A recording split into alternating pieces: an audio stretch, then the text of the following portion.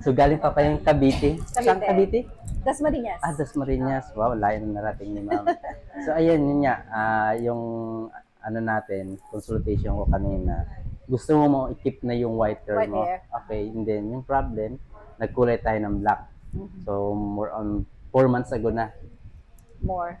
And then, yun, okay ka naman dun yung sinasabi ko na, kasi may previous pang rebonding sa dulo. So, gupitan natin siya ganito. And then, yung dry, kasi mag-dry yung ends nito, okay mo na lang siyang pagupitan, ma'am. Tapos, every time na nag-fade siya, siguro 2 months o 3 months, kahit mga 3 months, ma'am, tone down na lang yung gagawin natin doon. Kasi pag nag-fade na yung tong black mo na to, magiging blonde siya eh. Pag binlitz natin. So, tone down na lang. Wala nang tayong blitz na gagawin nun. More on tone down. So, okay? Gupitan ko muna, ma'am, ha? Okay. So, bob ang gagawin mo? Or just layer? Layer yung top, ma'am. Tapos, done cut lang yung ilalim. Okay. Sige. Pa-prepare ko lang po, ha? Okay. Thank you. Yan.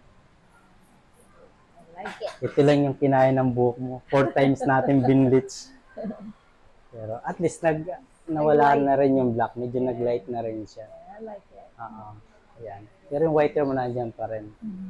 Tone down na lang gagawin natin dito. Okay. Ayan. Thank you. Like Mas bumata ka dun sa buhok. Sa short. Ayan. Okay lang yung gupit, ma'am? I like it, yeah. Thank you so much po. Thank you.